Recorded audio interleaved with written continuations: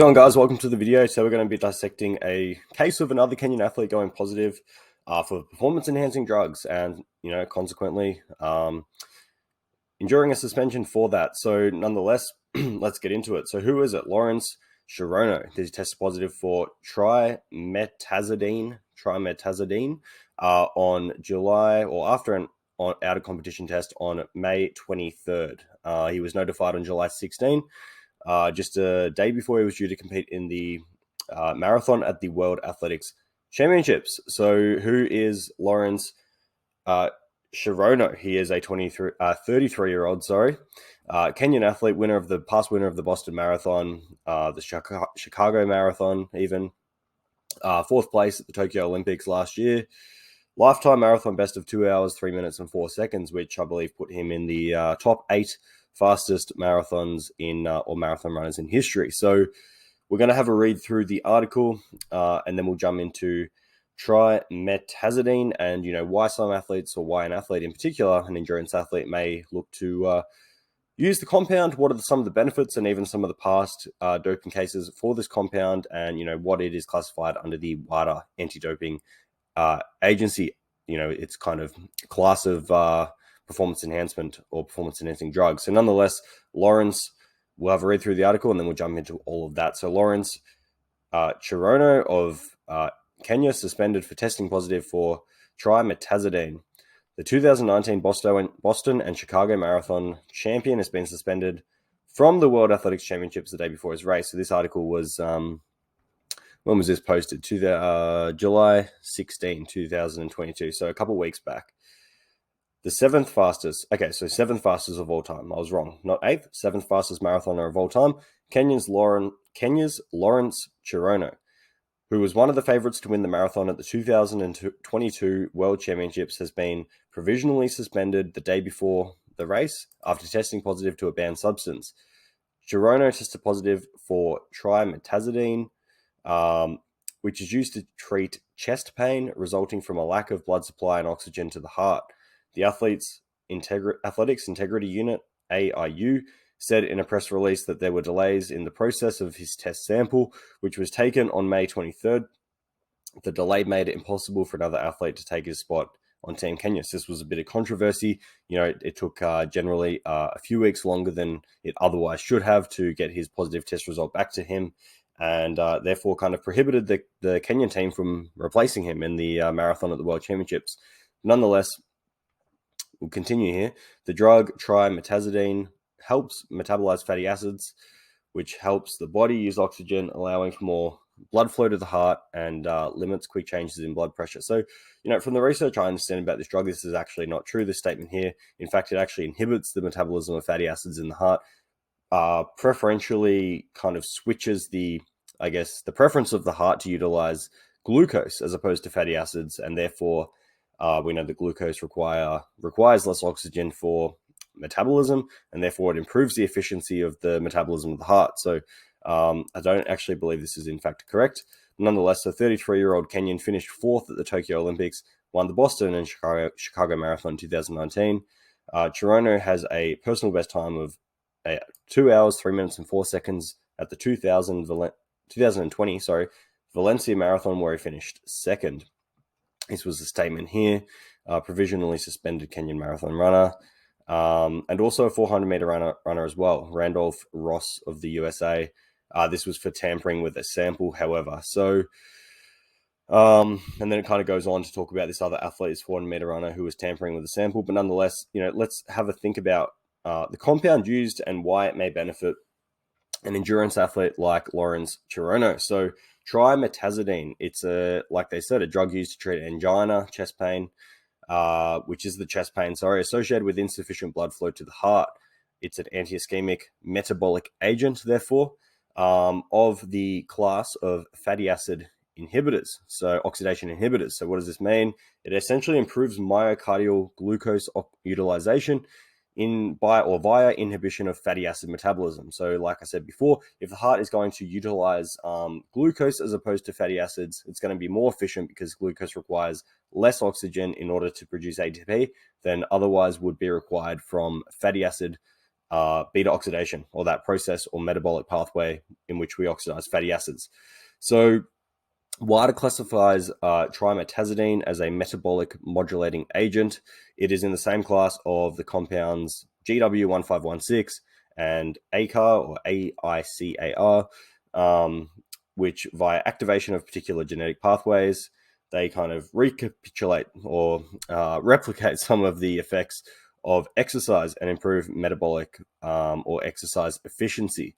So via different pathways, though, presumably, trimetazidine optimizes metabolism by shifting this ATP production from free fatty acid oxidation towards glucose metabolism. So, of course, increasing the efficiency of energy production, and therefore, if we have more efficient energy production in the heart, we're going to overall have greater cardiac efficiency whilst under stress. And this is the supposed performance enhancing benefits, not necessarily proven in the literature that it is performance enhancing in otherwise healthy, fit individuals.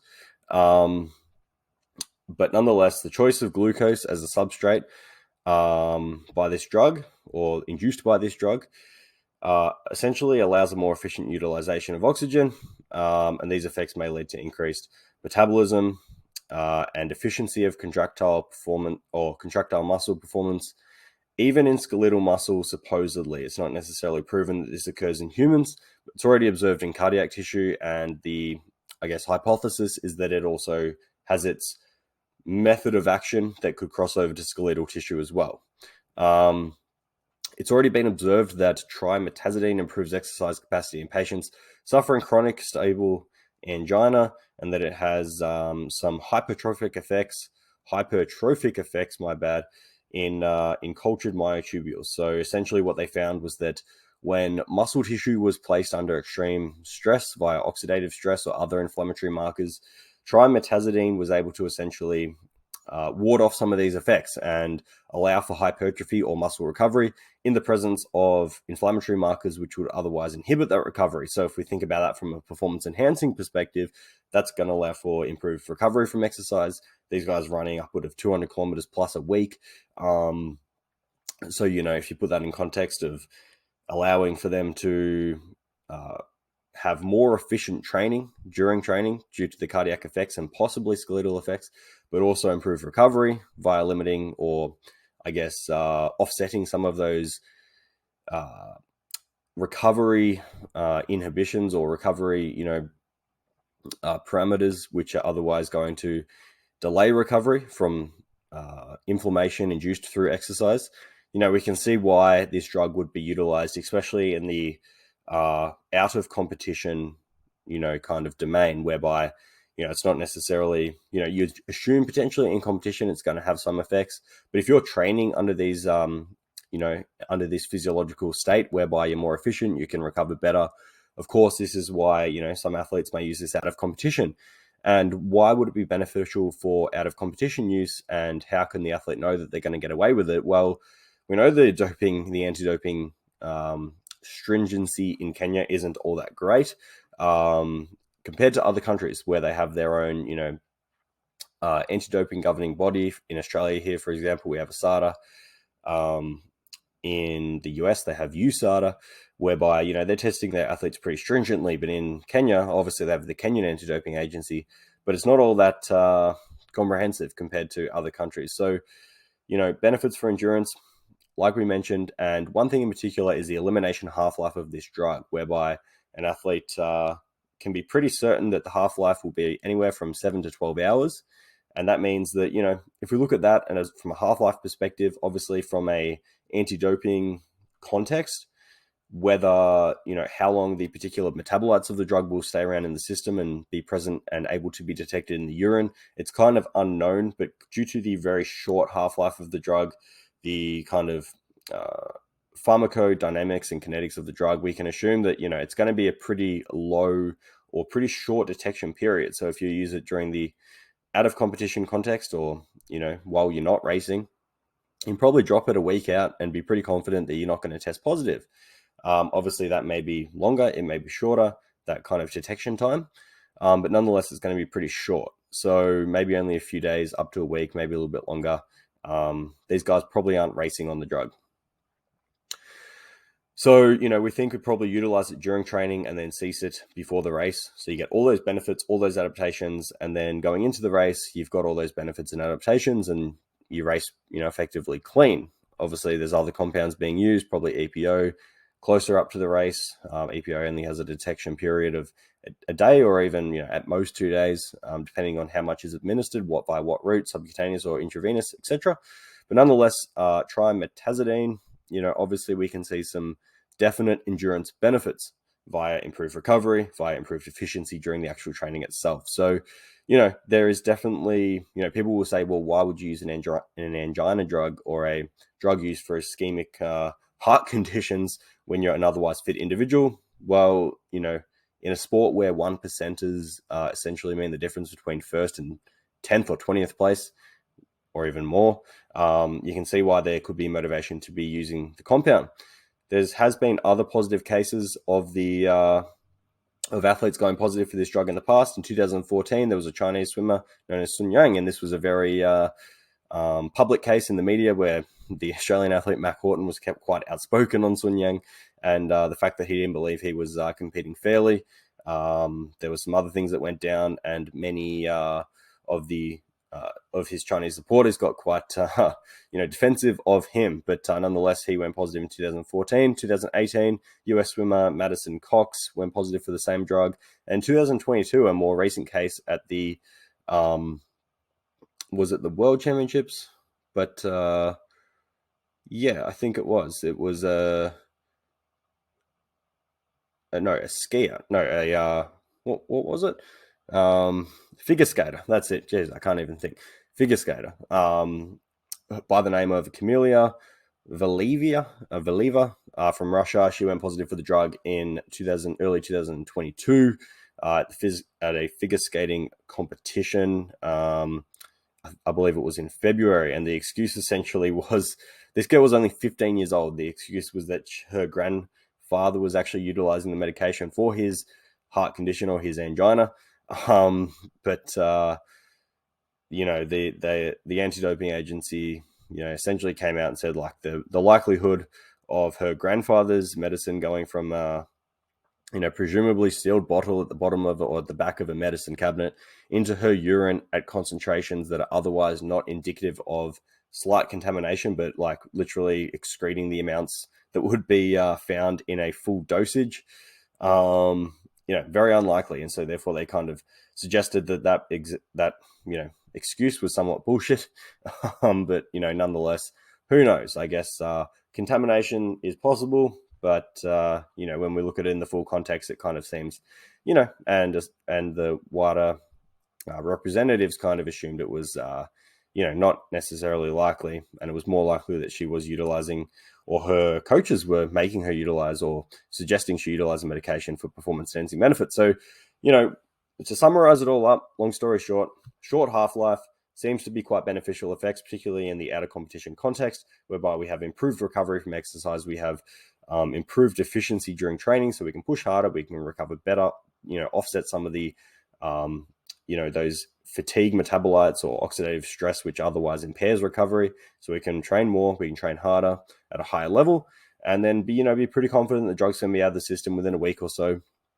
So, there's definitely, people will say, well, why would you even use the drug? There's definitely, when small gains can make the big difference, there is motivation to do so. So the Kenyan runner, Lawrence Cherono, the day before the World Athletics Championship Marathon, essentially tested positive, or was notified of his positive test in out-of-competition testing context. And yeah, I assume there's probably going to be a 2 or 4 year ban, depending on, what they kind of determine his intentions were with the drug. Whether it was used intentionally, it would be like a 4 year ban, I assume. If he can prove it was otherwise a contaminated issue or an issue of contamination, that might be reduced. But pretty significant there for his career, future, and then obviously reputation. Obviously, I think he was one of the athletes that was going to be competing in the Commonwealth Games as well, and then he got scrapped for that. There was literally only 2 or even 1 Kenyan athlete that was able to compete in the Commonwealth Games because all the others had issues or otherwise problems with the drug testers. But I think this is obviously a wider issue than just one athlete. And I shouldn't even use an issue, really. I think it's just a more prevalent practice than just one athlete going positive. I think it's pretty widespread, particularly in countries where out of competition testing isn't really all that stringent or all that overlooked. So, there we go. There's Lawrence Cherono. Significant implications for his career, significant implications for his future as a runner, but nonetheless, he's probably made a whole lot of money winning those 2 marathons that he did, and the results he's had in the past. He's obviously won a lot more marathons than just those 2 big ones, and who knows, he might just go back to his family and live a happy life with all the money and prize collections that he's taken away. But nonetheless, that's that, and that's TRIMETAZIDINE, and why it may be, while not necessarily studied in the context of performance enhancement, there are definitely some individuals who think that there could be good utility for it. And obviously, that's my assumption as to why these athletes are probably using it, particularly in the out of competition context. So I hope you guys enjoyed that video. Give it a thumbs up, and I'll see you in the next one.